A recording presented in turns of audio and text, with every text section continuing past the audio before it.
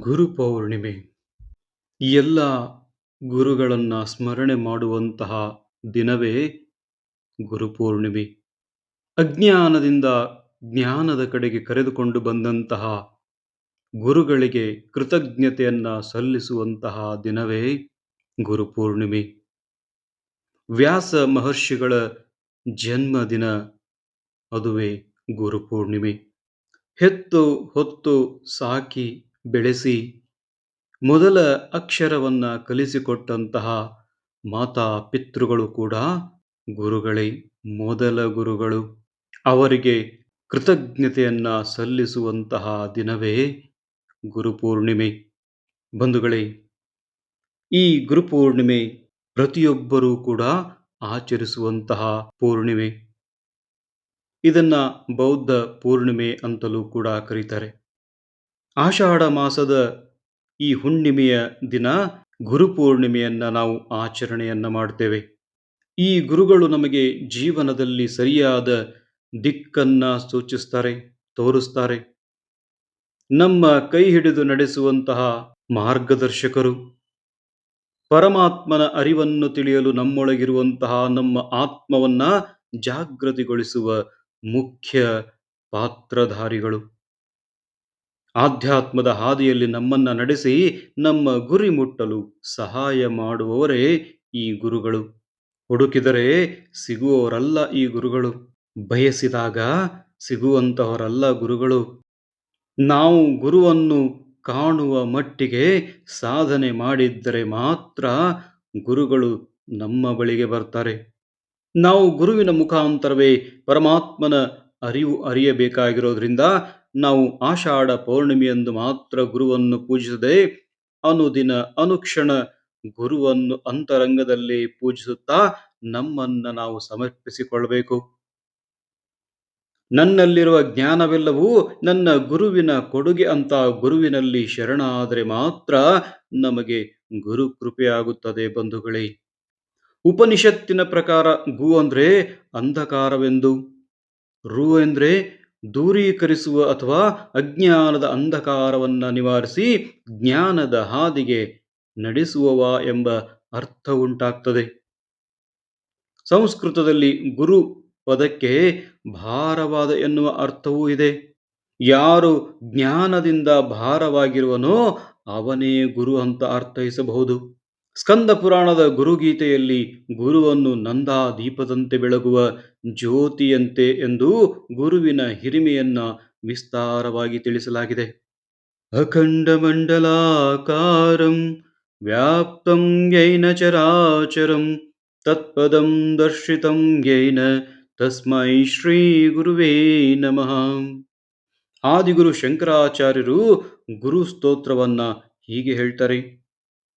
ಗುರು ಬ್ರಹ್ಮ ಗುರುರ್ವಿಷ್ಣು ಗುರುರ್ದೇವೋ ಮಹೇಶ್ವರಃ ಗುರು ಸಾಕ್ಷಾತ್ ಪರಂ ಬ್ರಹ್ಮ ತಸ್ಮೈ ಶ್ರೀ ಗುರುವೇ ನಮಃ.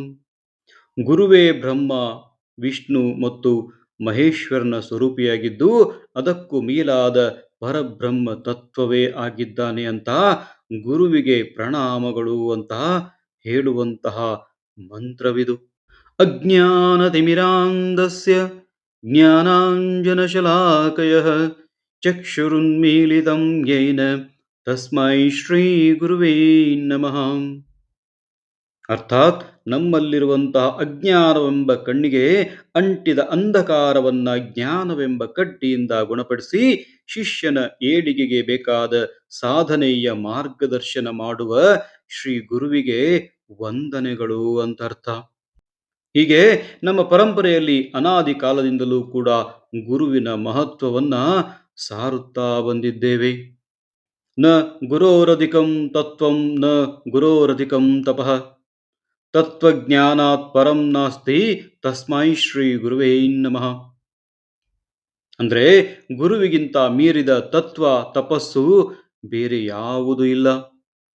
ಜ್ಞಾನದ ದಾರಿದೀಪ ತೋರುವವನಾದ ಶ್ರೀ ಗುರುವೇ ನಿನಗೆ ವಂದನೆಗಳು ಅಂತ ಹೇಳಿದ್ದಾರೆ.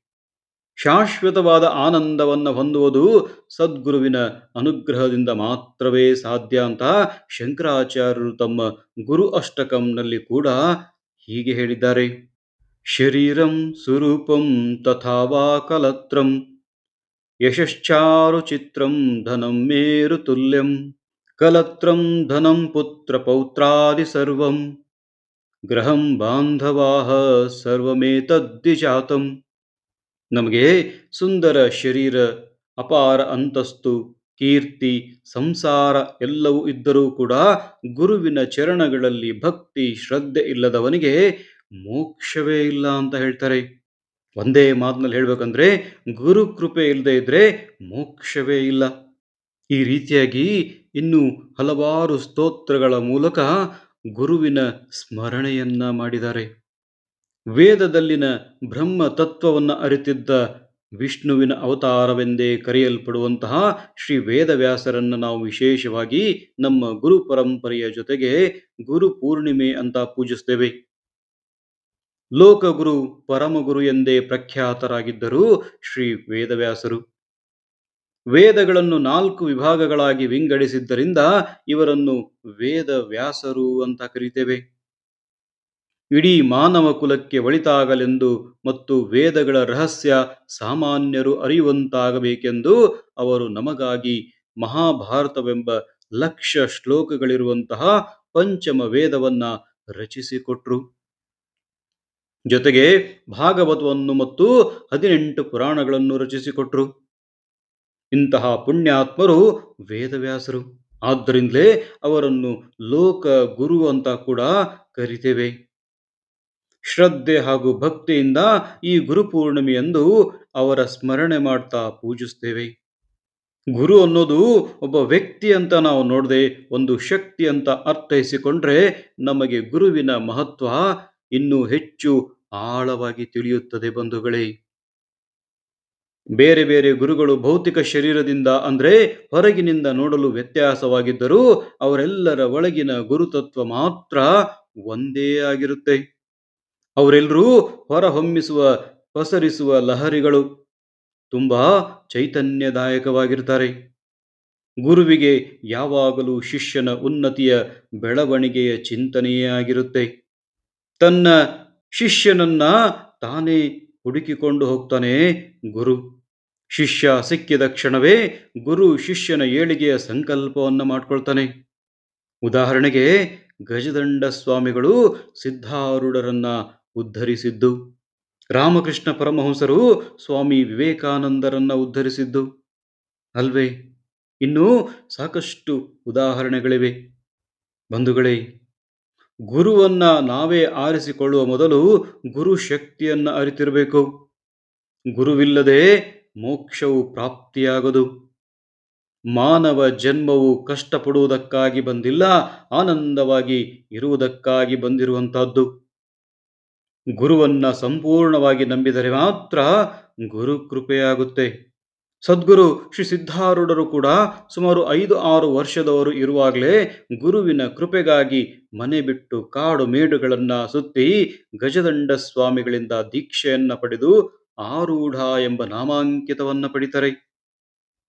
ಸಾಕ್ಷಾತ್ ಶಿವನ ಅವತಾರಿಗಳಾಗಿದ್ರೂ ಕೂಡ ಗುರುವನ್ನ ಆರಿಸಿಕೊಂಡು ಹೋಗ್ತಾರೆ.